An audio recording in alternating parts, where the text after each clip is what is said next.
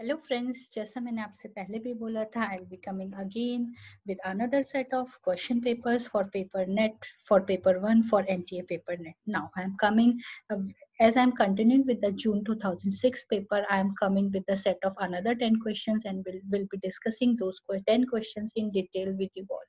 And as I have said earlier, even if you have not done the syllabus of paper 1, seeing my videos, seeing my explanations for various questions, and working in the way as if I am telling you, you'll be able to go through paper 1, right? So now the next set of 10 questions is, this is based on the reading of this passage, and we are required to answer the questions which follow this passage. Now see what is he saying. He's saying that read the following passage and answer the questions. Now in these type of questions you have to read the paragraph very carefully. आपको paragraph को बहुत ज़्यादा carefully read करना है और आप क्या करेंगे, आप underline करेंगे किस चीज को, the important things जो आपको लग रही हैं कि इस paragraph में most important है. तो चलिए हम इस paragraph को पढ़ते हैं. क्या कह रहा है वो? The superintendent's direction and control of preparation of electoral rolls for and the conduct of elections to parliament and state legislature. देखिए यहाँ पे वो क्या कह रहा है कि एक तो हमारा क्या हो रहा है, ये emphasize कर रहा है superintendence पे, ये emphasize कर रहा है डायरेक्शन पे, ये emphasize कर रहा है control of preparation of electoral rolls. Electoral rolls क्या होते हैं? हमारा जो लिस्ट बनती है of the various peoples who have to who will be electing their president. Now elections. Now he is saying elections to कहाँ के लिए elections हो रहे हैं? Parliament and state legislatures and elections to the office of president, vice president of India are vested. This all the authority for all this, vested means the authority for this is given to election commission of India. यानी कि इस paragraph का main जो sense निकल रहा है वो क्या है, इन सब इलेक्शंस में ये सारी ड्यूटीज की जो पावर्स हैं वो किसके पास है? इलेक्शन कमीशन ऑफ इंडिया के पास. और this election commission, it is an independent, means this election commission of India is an independent constitutional authority. अब देखिए नेक्स्ट पैराग्राफ में क्या कह रहा है, इंडिपेंडेंस ऑफ इलेक्शन कमीशन इसी के कंटिन्यूएशन में है. इसकी जो इंडिपेंडेंस है जो हमने अभी डिस्कस की थी इलेक्शन कमीशन की, and its insulation separation from the executive interference, कि भाई हमारा कोई भी इंटरफेरेंस ना हो इनके वर्किंग में for the smooth and fair conduction of elections. ये हमारा कहाँ कौन इंश्योर करता है? By specific provision. एक एक्ट है हमारा आर्टिकल नंबर 324, इसमें हमारा क्या रहता है, ये डिस्क्राइब रहता है of the constitution that the chief election commissioner shall not be remove. Chief election commissioner पे हम कोई भी मिनिस्टर वगैरह फॉल्स एलिगेशन लगा के उन्हें रिमूव नहीं कर सकते हैं. Not be remove from his office नहीं कर सकते, लेकिन किन केसेस में कर सकते हैं? इन लाइक मैनर एंड और ग्राउंड्स एज ए जज to supreme court and conditions of his service shall not be varied to his disadvantage after his appointment. मतलब कि अगर एक्सेप्ट, यहाँ पे एक्सेप्ट है मतलब कि इन कंडीशंस के अलावा उन्हें निकाल सकते हैं. यानी कि ये आर्टिकल कहता है कि हम इन्हें नहीं निकाल सकते हैं, लेकिन ये आर्टिकल ये भी बता रहा है कि फलाना फलाना अगर कंडीशंस होती हैं तो हम उन्हें निकाल भी सकते हैं. Now see what is he saying. वो कह रहा है कि CWP नंबर 4912 ऑफ 1998, ये कोई नंबर है जो इन्होंने दिया 1998 पे, विच is Kushagra Bharat versus Union of India and others. The Delhi court directed that the information related to the government dues, मतलब कि जो भी आपके इलेक्शन के दौरान खर्चे आ रहे हैं by the कैंडिडेट्स के द्वारा of the various departments which are leading to accommodation, ये सारे खर्चे होते हैं इलेक्शन के दौरान, इलेक्शन से पहले भी और बाद पहले भी बहुत खर्च होते हैं, electricity, water, telephone, transport etcetera, and all the other dues. ये जितने भी ड्यूज हैं ड्यूरिंग इलेक्शन, पूरी की पूरी इलेक्शन प्रोसेस के लिए, भले ही ड्यूरिंग द इलेक्शन हो, उससे पहले हो उसके बाद हो, that should be given furnished by the candidates को ये सारे देने हैं. और ये इंफॉर्मेशन आपकी जो है पब्लिश की जाएगी by the election authorities under the commission. तो ये है हमारा मेन पैराग्राफ जिसमें हमने अंडरलाइन कर लिया. देखिए the time is very less, आप लोग बहुत जल्दी में, हम सब लोग बहुत जल्दी में पढ़ते, स्टिल ट्राई टू अंडरस्टैंड कि मेन जीस्ट क्या है इस पैराग्राफ की. Now see what questions. इतना तो हमने पढ़ लिया है, मेन अंडरलाइन कर लिया है. आप लोग अंडरलाइन तो कर नहीं पाएंगे because the CBT system is there. आप लोग क्या करिए, do one thing, try to understand कि these क्या है और एक आप रफ पेपर में लिख सकते हैं. Now see what is he saying. वो कहता है कि the text of the passage reflects or raises certain questions. Now see, I'll have to remove all this, you know, because I'm going down, so I'll have to remove all these drawings which I have done. Otherwise we won't be able to move backwards. So see, I'm removing all this drawing. मैंने आपको underline करना बता दिया. Now I am removing it so that we can proceed down. Now what does he say? वो कहता है the text of the paragraph reflects or raises certain questions. वो कौन कौन से questions हैं वो हमारे को देखने हैं. तो इसमें भी अगेन आप लोग वही करेंगे, राइट, रॉन्ग एंड आपका right, wrong and question mark. इस टाइप में आपके क्वेश्चन मार्क टाइप ऑप्शंस भी काफी रहते हैं. You have to select, you have to be wise enough in selecting, right. The authority, the text क्या रेज कर रहा है, रिफ्लेक्ट कर रहा है certain questions. The authority of the commission can not be challenged. कुछ हद तक वो ये कह रहा है कि ये चैलेंज नहीं होती है, लेकिन ये क्लियरली भी नहीं कह रहा है. तो इसको हम क्या कर देंगे, will put A question mark here, क्योंकि हो भी सकती है नहीं भी, इससे बेटर ऑप्शन मिल गया तो ठीक है, नहीं मिला तो हम will go for this option, right. Now next one, this would help in stopping the criminalisation of Indian politics. जी नहीं, ऐसा कहीं पे भी ऊपर मेंशन नहीं है, so I am going to cross it. Next, this would reduce substantially the number of contending candidates. जी नहीं, ऐसा भी ऊपर कुछ भी नहीं कहा जा रहा है, so I am going to cross it. Now this would ensure free, fair and free elections. Yes, इसको मैं राइट कर रही हूँ क्योंकि मेन जो मुझे जी स्टार है वो यही आ रहा है, बट मैंने इस वाले को क्वेश्चन मार्क इसलिए पुट किया था बिकॉज ये मुझे कुछ हद तक ठीक लग रहा था. I thought while attempting, while understanding, while going through this A1, I was thinking कि ये मेरा सही भी हो सकता है, नहीं भी, इससे बेटर मिल गया तो I'll neglect it, इससे बेटर नहीं मिला तो I'll have to accept it. That's why I put a question mark. So I'm left with these two choices. अब इसमें से मेरे लिए को ये better लग रहा है. So the final answer is this would ensure fair and free elections. So you have to proceed in the questions in this manner only, right? First you'll try to cross the various options which you think are not right, and then you will be choosing your next final answer. Now next option, next question which I'll be discussing with you now is that he's saying, according to the passage, the election commission is an independent constitutional authority. It is under article number, independent constitutional authority है. Now we'll go back to the paragraph. देखिए ये कहाँ कहा जा रहा है, ये आपका इंडिपेंडेंस. देखिए इस वाले में independence of election commission and its insulation from executive interference is executed by a specific provision under article 324(5). यानी कि ये क्या कह रहा है, आर्टिकल 324 का सेक्शन 5, ठीक है. तो ये कह रहा है कि ये जो आर्टिकल 324 है इसके सेक्शन 5 में two things are discussed, two things are there. Independence of election commission है और उसका insulation from the executive interference, कि भाई एग्जीक्यूटिव मेंबर्स के लोग उस चीज में इंटरफेयर ना करें और किसी भी चीज से उस चीज को इन्फ्लुएंस करने की कोशिश ना करें. तो this comes under article 324. So its answer would directly be 324. Will go for this answer only. इसमें आपको यही सेलेक्ट करना है, right. Now we'll be coming to the next answer. See what to the next question. See what is that question. It says independence of the commission means. Independence of the commission means कि हमारी commission independently work कर रही है. इसका मतलब क्या है ये देखिए. Have a constitutional status, ये है, ये हो भी सकता है. तो मैं इस पे क्या कर रही हूँ, क्वेश्चन मार्क कर रही हूँ. कॉन्स्टिट्यूशनल स्टेटस हो भी सकता है, इससे बेटर ऑप्शन मिला तो I will neglect this option.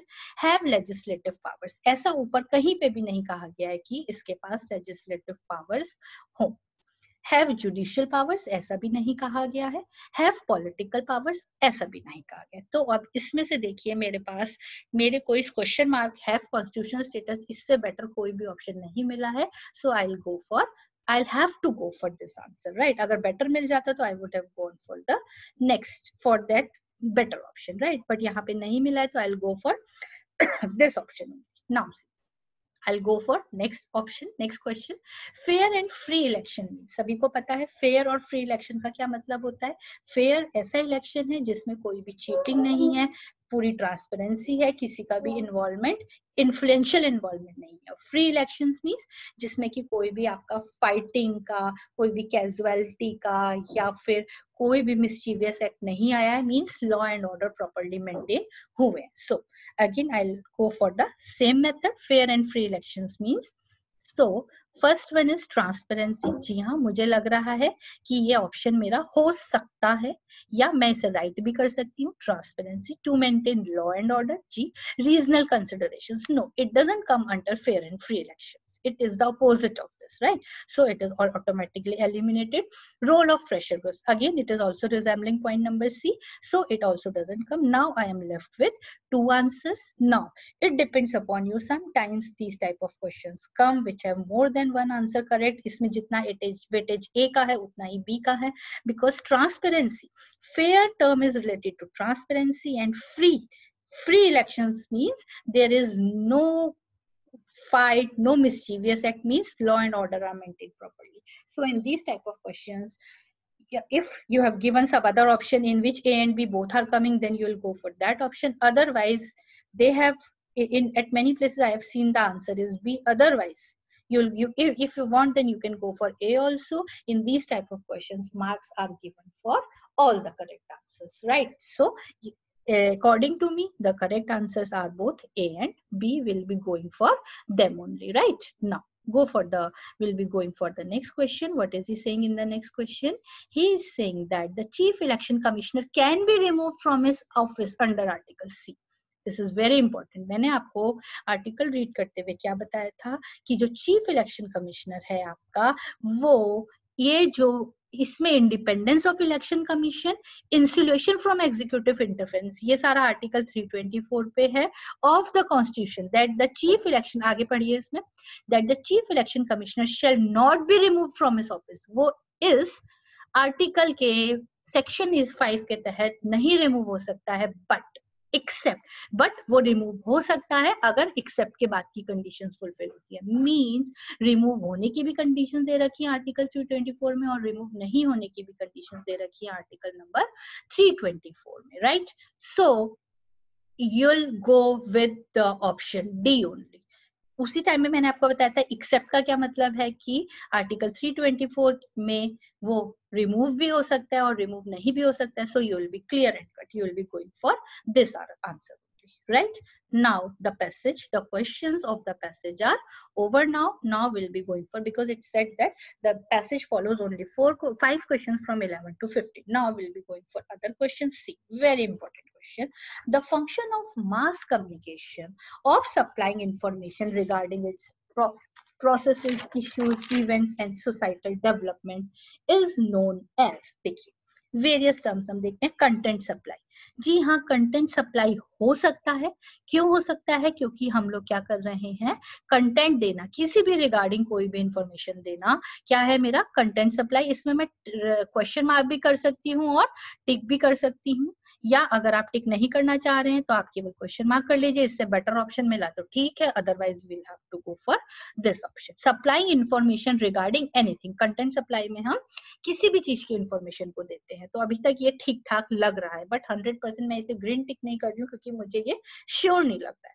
Next is surveillance. अब देखिए सर्वेलेंस का इसमें कोई भी मीनिंग नहीं है. सर्वेलेंस क्या है आपका? To keep a check, to keep an eye on the work which is going on. It has nothing to do with the mass communication or function of mass communication of supplying information. So this option is automatically deducted. Next is your gratification. Gratification क्या होता है? देखिए इन subjects में थोड़ा सा आपको English vocabulary का भी देखना होगा कि ये जो टर्म्स आ रही हैं इनके मीनिंग्स तो आप एटलीस्ट करते ही जाइए. लक अच्छा हुआ तो मे बी इससे रिलेटेड या कुछ ऐसी ही टर्म आपको मिल जाए अपने पेपर में. कुछ ना कुछ तो रिलेटेड रहता ही है पेपर्स में, ऐसा नहीं है कि ऑल टुगेदर अनरिलेटेड रहता है. तो जितना आ रहा है कम से कम वो तो करिए, उसके बेसिस पे आपको नॉलेज होगा, एक्सपीरियंस होगा, तो मे बी आप अपने टाइम में जो एक्चुअल पेपर आएगा वो कर पाए. ग्रेटिफिकेशन का क्या मीनिंग होता है? Is source of pleasure. तो इसमें सोर्स ऑफ प्लेजर से कहीं तक कोई भी मीनिंग नहीं है, इसलिए मैं इन दोनों को क्लियरली कट मार्क कर सकती हूँ. Next is your correlation. Correlation में वो क्या कह रहा है? कोरिलेशन का क्या मतलब क्या होता है? How various things, how two or more things are related to each other, how they are mutually related, how their interrelationships are there, what are the connections between them, mutual connections between two or more things. So it has, अगर मैं इस option के लिए जाती भी हूँ तो वैसे बहुत कम चांसेस लग रहे हैं, क्योंकि इसमें कहीं से कहीं तक ये कोरिलेशन की बात नहीं कर रहा है, लेकिन हम कुछ ना कुछ हद तक कह सकते हैं प्रोसेस, इश्यूज एंड इवेंट्स में कोरिलेशन है। तो अगर मैं इन दोनों को देखूं तो मैं इस वाले पॉइंट को ज्यादा वेटेज दूंगी, क्योंकि ये कंटेंट सप्लाई जो है मेरा 70-80% तक इस चीज को क्या कर रहा है, फुलफिल कर रहा है, सप्लाइंग इंफॉर्मेशन। कोरिलेशन में मेरा ये चीज है, प्रोसेस इवेंट्स तो हो रहे हैं लेकिन ये इंफॉर्मेशन सप्लाई नहीं हो रहा है, जबकि इस क्वेश्चन में मेन एम क्या है, information supply. So I would go for, अगर मेरे दो ऑप्शंस हैं दोनों ही डाउटफुल है तो उनमें से जो कम डाउटफुल है आई will go for that, so I will go for the option number A. In this way, see in this way we have to select and reject the options. Again I am saying मेरे papers में आप लोगों को अगर आपने syllabus नहीं भी पढ़ा है तब भी कंप्लीट एक्सप्लेनेशन मिलेगा. So I request all of you to please like and share my videos, और प्लीज आप लोग सब्सक्राइब भी जरूर करिएगा और मेरी इस सीरीज को फॉलो करिएगा, जिससे आपको अलग से बर्डन ना लगे पेपर 1 पढ़ने के लिए. आपको जो 2006 जून से लेके 2019 तक के सारे पेपर्स, पेपर 1 के विद प्रॉपर एक्सप्लेनेशन, जो आपको समझना है जहां, वो मैं आपको बताऊंगी, जहां आपको लर्न करना है वो मैं आपको बताऊंगी. So will be continuing. Next वो क्वेश्चन क्या कहता है, he is saying the science of study of feedback systems in humans, animals and machines is known as, ये जो है आपका कहलाता है, ये साइंस आपकी कहलाती है साइबरनेटिक्स. ये आपको पता होना चाहिए. ये जो आपकी साइंस है of study of feedback systems in humans, animals, machines, this is known as cybernetics. जरा आप लोग नोट कर लीजिए साइबरनेटिक्स की एग्जैक्ट डेफिनेशन. इसकी एग्जैक्ट डेफिनेशन है the science of communication and automatic control system in both machines and living things. In both machines and living things. और living things में आपके humans भी आते हैं और animals भी आते हैं, ट्रीज, प्लांट्स भी आते हैं, लेकिन वो साइबरनेटिक्स में नहीं आता है. इसलिए इन लोगों ने क्या किया है, मशीन्स एंड लिविंग थिंग्स को इन्होंने डिवाइड कर दिया टू पार्ट्स पे, ह्यूमन एंड एनिमल्स. जरा हम ये टर्म्स भी और डिस्कस कर ले. देखिए, one is your reverse communication. Reverse communication क्या होता है कि communication is being reversed, right? One person is communicating to another and he is reversing his communication, replying to it in whatever manner he wants. It has nothing to do with it. Selective study. Selective study क्या है कि we are concentrating, suppose it is mainly used for research work and we are concentrating on a particular part of the study, particular group, maybe it's animals, maybe it's humans, उनके भी एक particular type को हम select करके उन पे study कर रहे हैं. That is your selective study. And response analysis, इसमें हम देखते हैं how the various responses given by any system, maybe a machine, maybe humans, animals, birds, anything, how that is responding. So this is nothing to do with the science of study of feedback system. This also involves your plants and all, वो सब भी involved होता है. So the answer to it is cybernetics. So in this way we'll be attempting the various questions. Right now we'll be coming down to the next question. What does this next question says? Say network media exist in interconnected. Very interesting question.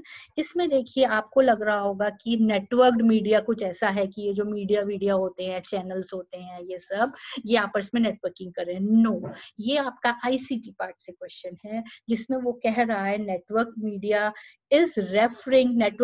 always refers to the communication channel which is used to interconnect various nodes on a computer network. ये actually ICT में एक computer networks का एक इन्होंने topic दे दिया है, जिसमें network media उस मीडिया को कहते हैं जिसमें हमारा कम्युनिकेशन हो रहा है. सिंपल लैंग्वेज में जानिए नॉन कंप्यूटर स्टूडेंट्स, हमारा जो है कंप्यूटर्स के थ्रू कम्युनिकेशन हो रहा है किसी भी वे में, तो वो जो कम्युनिकेशन चैनल है वो आपकी केबल्स भी हो सकती हैं, ऑप्टिकल फायर्स भी हो सकते हैं, ट्विस्टेड पेयर केबल्स भी हो सकती हैं. तो उन सब के थ्रू जो हमारा कम्युनिकेशन हो रहा है, उस मीडिया को, जो मीडियम उस कम्युनिकेशन को एग्जिबिट कर रहा है, उसको कहते हैं नेटवर्क मीडिया. तो ये आपको कंफ्यूज करने के लिए दिया है.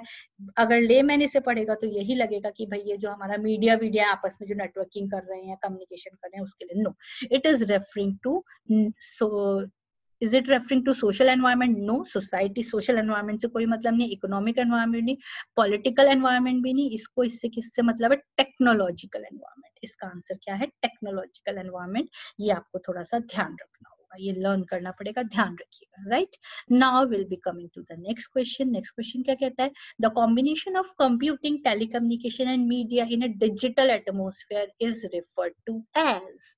देखिए वेरी इंपॉर्टेंट, अगर आपको थोड़ा बहुत भी कंप्यूटर वगैरह के बारे में पता है तो देखिए ये क्या कह रहा है? The combination of computing, telecommunication and media in A digital atmosphere. किससे ये रिलेटेड होगा? देखिए, सबसे पहला ऑनलाइन कम्युनिकेशन। अब आप देखिए ऑनलाइन कम्युनिकेशन में किस चीज की मोस्ट इंपॉर्टेंट रिक्वायरमेंट होती है? इंटरनेट। यहाँ पे ये इंटरनेट की जिक्र नहीं कर रहा है, तो automatically this option will be eliminated. Now next वो क्या कह रहा है? Integrated media. इंटीग्रेटेड मीडिया क्या होता है? इंटीग्रेटेड मीडिया एक ऐसा मीडियम होता है जो मल्टीपल प्लेटफॉर्म्स, कई सारे प्लेटफॉर्म्स पे एक साथ उनको इंटीग्रेट करके काम करता है, जैसे ऑडियो, वीडियो है, प्रिंट है, आपका वेब, एडवर्टीजमेंट्स है, ब्रांडिंग ऑफ एनी प्रोडक्ट है, डिजाइनिंग ऑफ एनी प्रोडक्ट है, इन सबको इंटर रिलेट करके काम करता है। तो ये ऑप्शन हो भी सकता है, नहीं भी हो सकता है, क्योंकि उसमें कंप्यूटिंग का रोल होता है, टेलीकम्युनिकेशन का रोल होता है, मीडिया का होता है। लेकिन ये बहुत ज्यादा इसलिए नहीं लग रहा है क्योंकि कंप्यूटिंग और टेलीकम्युनिकेशन का बहुत ज्यादा रोल नहीं होता है। तो मैंने क्या कर दिया, इसे क्वेश्चन मार्क लगा दिया। इससे बेटर मिला तो ठीक है, नहीं मिला तो फिर मुझे यही ऑप्शन के लिए जाना पड़ेगा। Now next option is your digital combine. Digital combine में मेरा क्या होता है? डिजिटल कंबाइन अगेन आपका आईसीटी का, कंप्यूटर नेटवर्क्स का एक टॉपिक है, जिसमें वो कहता है कि डिजिटल कंबाइन मतलब it is the interfacing of various data signal. जो कंप्यूटर नेटवर्क्स में एक कंप्यूटर, नॉन कंप्यूटर स्टूडेंट्स आराम से सुन लें, इसका मतलब होता है कि जो हमारा एक कंप्यूटर दूसरे से कनेक्टेड रहता है, तो वो जो एक दूसरे को सिग्नल भेजते हैं, डेटा वगैरह भेजते हैं, उसके लिए जो हम यूज करते हैं, कंबाइन करते हैं, उसको कहते हैं डिजिटल कंबाइन। तो ये कहीं से कहीं तक नहीं है answer. Next is convergence. Convergence का क्या मीनिंग होता है? Convergence refers to the process और स्टेट ऑफ कंबाइनिंग। कन्वर्जेंस की डेफिनेशन ही शुरू होती है, टू द नोट कर लीजिए आप लोग चाहें तो, कन्वर्जेंस मीन्स द प्रोसेस और स्टेट ऑफ कंबाइनिंग, राइट? तो अब यहाँ पे क्या है? द कॉम्बिनेशन और ये कन्वर्जेंस। तो मेरा आंसर क्या है? ये है।